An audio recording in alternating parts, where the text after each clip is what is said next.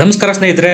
ಮಹಾರಾಷ್ಟ್ರ ಚುನಾವಣಾ ರಿಸಲ್ಟ್ ಎಷ್ಟರ ಮಟ್ಟಿಗೆ ಎಫೆಕ್ಟ್ ಮಾಡಿದ್ಯಪ್ಪ ಅಂದ್ರೆ ಆಕಾಶದಲ್ಲಿ ತೇಲಾಡ್ತಾ ಇದ್ದವ್ರನ್ನ ಪಾತಾಳಕ್ಕೆ ತಳ್ಳಿದೆ. ಇನ್ನು ನಮ್ಮ ಕತೆ ಮುಗ್ದೇ ಹೋಯ್ತು, ಮುಳುಗೆ ಹೋದ್ವಿ ಅಂತ ಅನ್ಕೊಂಡಿದ್ದವ್ರನ್ನ ಉಪ್ಪರಿಗೆ ಮೇಲೆ ಕೂರಿಸಿದೆ ಅಂದ್ರೂ ತಪ್ಪಾಗಲ್ಲ. ಸಮಯ ಬಲವಾನ್ ಹೇ ಅಂತಾರೆ, ಅಂದ್ರೆ ಸಮಯದ ಮುಂದೆ, ಕಾಲದ ಮುಂದೆ ನಾವೆಲ್ಲ ನಗಣ್ಯ ಅಂತ. ಸ್ನೇಹಿತರೆ, ಮಹಾರಾಷ್ಟ್ರ ಮತ್ತು ಉತ್ತರ ಪ್ರದೇಶದಲ್ಲಿ ನಡೆದಂತಹ ಬೈ ಎಲೆಕ್ಷನ್ಗೆ ಸಂಬಂಧಪಟ್ಟಂತೆ ಆಗಿರ್ತಕ್ಕಂತಹ ಕೆಲವು ಅಚ್ಚರಿಯ ಬೆಳವಣಿಗೆಗಳನ್ನ ನಾನಿಲ್ಲಿ ಹೇಳ್ತೀನಿ. 64% ಮುಸ್ಲಿಂ ಪಾಪ್ಯುಲೇಷನ್ ಇದ್ದಂತಹ ಕುಂದರ್ಗಿ ಕ್ಷೇತ್ರನ ಯೋಗಿ ಕೈವಶ ಮಾಡ್ಕೊಂಡಿದ್ದಾರೆ. ಅದು ಹೇಗಾಯ್ತು, ಹ್ಯಾಕಾಯ್ತು, ಹೆಂಗಾಯ್ತು ಅದರ ಬಗ್ಗೆನೂ ಸಂಪೂರ್ಣವಾಗಿ ಪಿನ್ ಟು ಪಿನ್ ವಿಸ್ತರಿಸಿ ಹೇಳ್ತೀನಿ.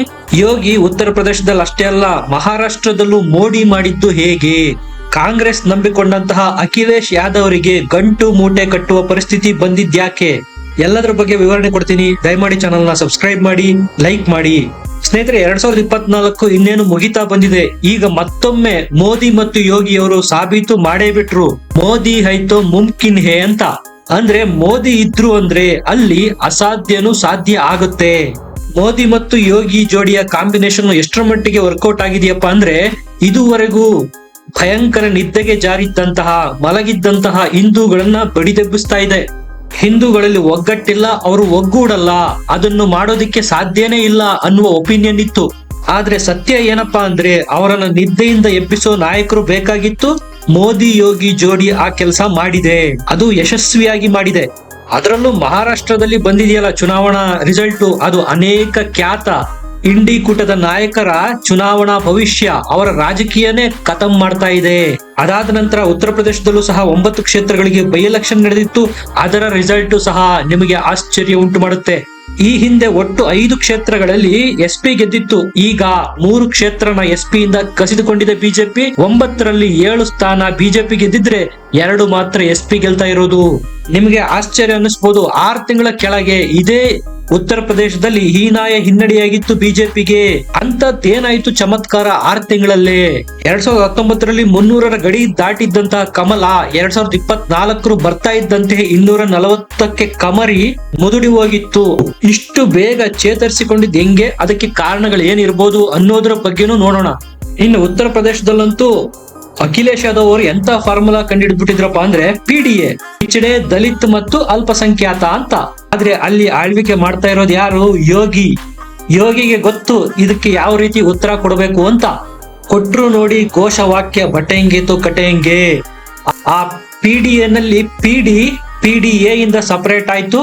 ಪಿಚಡೆ ಮತ್ತು ದಲಿತ್ ಅಂದ್ರೆ ಹಿಂದುಳಿದ ಮತ್ತು ದಲಿತರು ಬಿಜೆಪಿಗೆ ವೋಟ್ ಹಾಕಿದ್ದರ ಫಲನೇ 7 ಸ್ಥಾನಗಳಲ್ಲಿ ಬಿಜೆಪಿ ಗೆದ್ದಿದೆ. SP ಕೇವಲ 2 ಸ್ಥಾನಕ್ಕೆ ತೃಪ್ತಿ ಪಟ್ಟುಕೊಳ್ಳುವ ಸಂದರ್ಭ ಬಂದಿದೆ. ಹಿಂದುಳಿದ, ದಲಿತ ಮತ್ತು ಅಲ್ಪಸಂಖ್ಯಾತ ವೋಟ್ಗಳನ್ನು ಪೋಲರೈಸೇಷನ್ ಮಾಡಿ 9ರಲ್ಲಿ 9 ಕ್ಷೇತ್ರಗಳನ್ನು ನಾನು ಗೆಲ್ತೇನೆ ಅನ್ನುವ ಚಾಲೆಂಜ್ ಹಾಕಿದ್ರು ಅಖಿಲೇಶ್ ಯಾದವ್ ಅವರು ಯೋಗಿಜಿ ಅವರಿಗೆ. ಅವರ ಫಾರ್ಮುಲಾನೇ ಅವರಿಗೆ ಉಲ್ಟಾ ಹೊಡಿಸಿದ್ರು ಯೋಗಿ.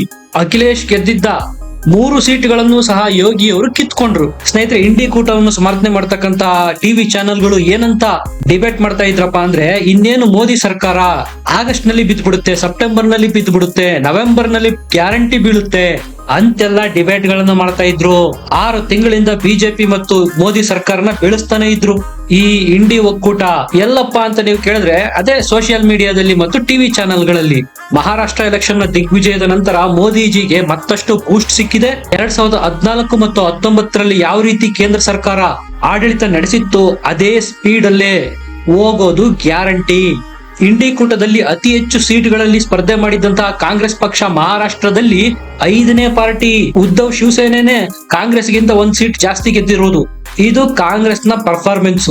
ಇಂತಹ ಗಜಬ್ ಪರ್ಫಾರ್ಮೆನ್ಸ್ ಕೊಟ್ಟಾದ್ಮೇಲೂ ಸಹ ಮೋದಿ ಸರ್ಕಾರನ ಇವತ್ ಕೆಡವು ಬಿಡ್ತೇವೆ, ನಾಳೆ ಕೆಡವು ಬಿಡ್ತೇವೆ ಅಂತ ಕನಸು ಕಾಣ್ತಾರಲ್ಲ, ಇದಕ್ಕೆ ಏನ್ ಹೇಳೋದು? ಮಹಾರಾಷ್ಟ್ರ ಪಾಲಿಟಿಕ್ಸ್ ನಲ್ಲಿ ಶರದ್ ಪವಾರ್ ಅನ್ನು ಚಾಣಕ್ಯ ಅಂತಾರೆ. ಇಂತ ಚಾಣಕ್ಯ ಅನ್ನೋ ಹೆಸರಿರುವ ಶರದ್ ಪವಾರ್ ಗಳಿಸಿದ್ದು ಎಷ್ಟು ಸೀಟ್ ಗೊತ್ತಾ? ಕೇವಲ 12 ಸೀಟು. 6ನೇ ಸ್ಥಾನದಲ್ಲಿದೆ, ಅದೇ ಕೊನೆಯ ಸ್ಥಾನ.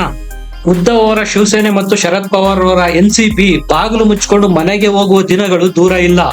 ಇಷ್ಟು ಸೀಟ್ ಗೆದ್ರೆ ಇನ್ನೇನು ಅಸ್ತಿತ್ವ ಇರುತ್ತೆ ಪಕ್ಷಕ್ಕೆ? ಸ್ನೇಹಿತರೆ, ಉತ್ತರ ಪ್ರದೇಶದಲ್ಲಿ ನಿಮಗೆ ಒಂದು ವಿಧಾನಸಭಾ ಕ್ಷೇತ್ರದ ಫಲಿತಾಂಶ ವಿಶೇಷವಾಗಿ ಹೇಳಲೇಬೇಕು. ಅದು ಕುಂದರ್ಗಿ. ಇಲ್ಲಿಯ ವಿಶೇಷತೆ ಏನಪ್ಪಾ ಅಂದ್ರೆ ಇದು ಮುಸ್ಲಿಂ ಬಾಹುಳ್ಯ ಇರತಕ್ಕಂತ ಕ್ಷೇತ್ರ. 64% ಗಿಂತ ಜಾಸ್ತಿ ಮುಸ್ಲಿಂ ವೋಟರ್ಸ್ ಇದ್ದಾರೆ ಇಲ್ಲಿ ಕುಂದರ್ಕಿನಲ್ಲಿ. 11 ಜನ ಮುಸಲ್ಮಾನರು ಇಲ್ಲಿ ಸ್ಪರ್ಧೆ ಮಾಡಿದ್ರು.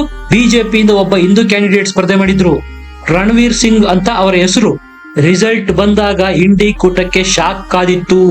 30 ವರ್ಷಗಳ ಹಿಂದೆ ಈ ಸೀಟ್ ನ ಬಿಜೆಪಿ ಗೆದ್ದಿತ್ತಂತೆ. ಈಗ ಮತ್ತೆ ಆ ಸೀಟ್ ನ ಮುಸ್ಲಿಂ ಬಾಹುಳ್ಯ ಇರತಕ್ಕಂತ ಕುಂದರ್ಕಿ ಸೀಟ್ ನ ಯೋಗಿ ವಶಪಡಿಸಿಕೊಂಡಿದ್ದಾರೆ. ಅದು ಮಾರ್ಜಿನ್ ಕೇಳಿದ್ರೆ ನೀವು ಆಶ್ಚರ್ಯ ಪಡ್ತೀರಾ. ಬಿಜೆಪಿಯ ರಾಮ್ವೀರ್ ಸಿಂಗ್ ಅವರು ಗಳಿಸಿರುವ ಒಟ್ಟು ಮತಗಳು 1,70,371.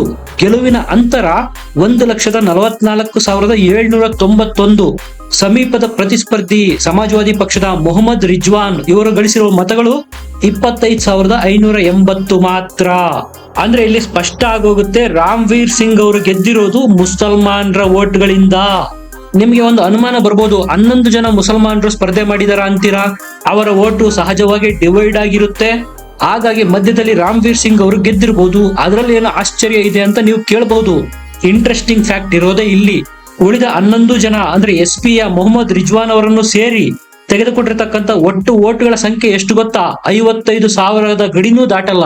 ಇಲ್ಲಿ ಮುಸಲ್ಮಾನ್ ಓಟ್ಗಳು ಇರೋದೆಷ್ಟು? 64% ಗಿಂತ ಜಾಸ್ತಿ. ಅಂದ್ರೆ ಸ್ಪಷ್ಟ ಆಗೋಯ್ತು, ಬಿಜೆಪಿಯ ರಾಮ್ವೀರ್ ಸಿಂಗ್ ಗೆದ್ದಿರೋದು ಮುಸಲ್ಮಾನ್ ವೋಟ್ಗಳಿಂದ. ಹಾಗಾಗಿ ಹೇಳಿದ್ದು, ನಾವು ಯಾವುದನ್ನ ಅಸಾಧ್ಯ ಅನ್ಕೊಂಡಿರ್ತೀವೋ ಅದನ್ನ ಸಾಧ್ಯ ಆಗಿಸೋದು ಯೋಗಿ ಮತ್ತು ಮೋದಿಜಿ ಅವರು ಮಾತ್ರ. ಸ್ನೇಹಿತರೆ, ನಾನು ನಿಮಗೆ ಪ್ರಾರಂಭದಲ್ಲಿ ಹೇಳಿದೆ, ಹಿಂದೂಗಳು ಮಲಗಿರ್ತಾರೆ, ಅವರನ್ನ ಎದ್ದಳಿಸೋರು ಬೇಕು ಅಂತ. ಅದಕ್ಕೆ ಮತ್ತೊಂದು ಎಕ್ಸಾಂಪಲ್ ಕೊಡ್ತೀನಿ ಕೇಳಿ. ಫೈಜಾಬಾದ್ ಇದು ಲೋಕಸಭಾ ಕ್ಷೇತ್ರ. ಇದರಲ್ಲಿ ಒಟ್ಟು 7 ವಿಧಾನಸಭಾ ಕ್ಷೇತ್ರಗಳು ಬರುತ್ತೆ, ಅಯೋಧ್ಯೆ ಕೂಡ ಒಂದು. ಈ ಫೈಜಾಬಾದ್ MP ಕ್ಷೇತ್ರನ ಗೆದ್ದಿರೋದು SP ಪಕ್ಷದ ಅವಧೇಶ್ ಪ್ರಸಾದ್ ಅವರು. ಇದು ನಾನು 2024ರ ಲೋಕಸಭಾ ಚುನಾವಣೆಯ ಬಗ್ಗೆ ಪ್ರಸ್ತಾಪ ಮಾಡ್ತಾ ಇರೋದು. ನಾನು ಈ ವಿಚಾರ ಇಲ್ಲಿ ಯಾಕೆ ಹೇಳ್ತಾ ಇದ್ದೀನಪ್ಪಾ ಅಂದ್ರೆ, ಅಖಿಲೇಶ್ ಯಾದವ್ ಅವರು ಯಾವ ಮಟ್ಟಿಗೆ ಪ್ರಚಾರ ಮಾಡಿದ್ರಪ್ಪ ಅಂದ್ರೆ, ಇದೇ ಫೈಜಾಬಾದ್ ನ MP ಆಗಿರ್ತಕ್ಕಂಥ ಅವಧೇಶ್ ಪ್ರಸಾದ್ ಅವರನ್ನ ಬೈ ಎಲೆಕ್ಷನ್ ನಲ್ಲಿ ಚುನಾವಣೆಗೆ ತಮ್ಮ ಜೊತೆ ಕರೆದುಕೊಂಡು ಹೋಗ್ತಾ ಇದ್ರು. ನೋಡಿ, ಅಯೋಧ್ಯೆಯಲ್ಲಿ ಬಿಜೆಪಿನ ನಾವು ಸೋಲಿಸಿದ್ದೇವೆ, ರಾಮ ಮಂದಿರ ಕಟ್ಟಿರ್ತಕ್ಕಂಥ ಕ್ಷೇತ್ರದಲ್ಲೇ ಬಿಜೆಪಿಗೆ ವೋಟ್ ಬಂದಿಲ್ಲ ಅಂತ ಸುಳ್ಳು ನರೇಟಿವ್ ಸೃಷ್ಟಿ ಮಾಡೋದಕ್ಕೆ ಪ್ರಯತ್ನ ಮಾಡಿದ್ರು. ಸ್ನೇಹಿತರೆ, ಫೈಜಾಬಾದ್ ಒಂದು MP ಕ್ಷೇತ್ರ, ಅದರಲ್ಲಿ ಅಯೋಧ್ಯೆ ಒಂದು ವಿಧಾನಸಭಾ ಕ್ಷೇತ್ರ. ಹಂಗೆ ನೋಡೋದಾದ್ರೆ ಅಯೋಧ್ಯೆಯಲ್ಲಿ ಗೆದ್ದಿರೋದು ಬಿಜೆಪಿಯ ಅಭ್ಯರ್ಥಿ. ಇವರು ಯಾವ ರೀತಿ ನರೇಟಿವ್ ಸೃಷ್ಟಿ ಮಾಡಿದ್ರಪ್ಪ ಅಂದ್ರೆ, ಫೈಜಾಬಾದ್ MP ನ ಇಟ್ಕೊಂಡ್ಬಿಟ್ಟು ನಾವು ಅಯೋಧ್ಯೆನ ಗೆದ್ದುಬಿಟ್ಟಿದ್ದೇವೆ ಅಂತೆಲ್ಲ ಪ್ರಚಾರ ಮಾಡ್ತಾ ಇದ್ರು. ಯೋಗಿ ಅವರು ಇದನ್ನ ನೋಡಿ ಸುಮ್ಮನೆ ಇರ್ತಾರಾ? ಇದನ್ನೇ ಅಸ್ತ್ರ ಮಾಡಿಕೊಂಡ್ರು. ನೋಡಿ, ಇದಕ್ಕೆ ಹೇಳೋದು ಬಟೆಂಗೆ ಕಟೆಂಗೆ ಅಂತ. ಹಿಂದೂಗಳು ಒಗ್ಗಟ್ಟಾಗದೆ ವೋಟ್ ಹಾಕಿದ್ದರ ಫಲವಾಗಿ ಫೈಜಾಬಾದ್ ಲೋಕಸಭಾ ಕ್ಷೇತ್ರ ಬಿಜೆಪಿ ಕೈ ಬಿಟ್ಟು ಹೋಗಿದೆ. ಇನ್ನು ಎಚ್ಚೆತ್ತುಕೊಳ್ಳದೆ ಹೋದರೆ ಗಂಡಾಂತರ ತಪ್ಪಿದ್ದಲ್ಲ ಅಂತ ಪ್ರಚಾರ ಮಾಡಿದ್ರು ಯೋಗಿ. ಅದರ ಫಲ 9 ಕ್ಷೇತ್ರಗಳ ಬೈ ಎಲೆಕ್ಷನ್ ನಲ್ಲಿ 7 ಸ್ಥಾನನ ಬಿಜೆಪಿ ಗೆದ್ದಿದೆ. 2 ಕ್ಷೇತ್ರಗಳಿಗೆ ಮಾತ್ರ ಸಮಾಜವಾದಿ ಪಕ್ಷ ತೃಪ್ತಿ ಪಟ್ಟುಕೊಳ್ಳಬೇಕಾಗಿದೆ. ಅಂದ್ರೆ ಅಖಿಲೇಶ್ ಯಾದವ್ ಮಾಡಿದಂತ ಸ್ಟ್ರಾಟಜಿನೇ ತಿರುಗಿಸಿ ಕೊಟ್ಟಿದ್ರು ಯೋಗಿ ಅವರು. ಹಾಗಾಗಿ ಹೇಳಿದ್ದು, ಹಿಂದೂಗಳು ನಿದ್ದೆಯಲ್ಲಿರ್ತಾರೆ, ಅವರನ್ನ ಎದ್ದಳಿಸೋದಿಕ್ಕೆ ಸಮರ್ಥ ನಾಯಕನ ಅವಶ್ಯಕತೆ ಇರುತ್ತೆ. ಆ ಕೆಲಸನ ಯೋಗಿ ಮತ್ತು ಮೋದಿ ಅವರು ಮಾಡ್ತಾ ಇರೋದು ಸ್ಪಷ್ಟ. ನಿಮಗೇನನ್ಸುತ್ತೆ? ಕಮೆಂಟ್ ಮಾಡಿ, ಲೈಕ್ ಮಾಡಿ, ಚಾನಲ್ ಸಬ್ಸ್ಕ್ರೈಬ್ ಮಾಡಿ. ಮತ್ತೆ ಸಿಗೋಣ. ನಮಸ್ಕಾರ.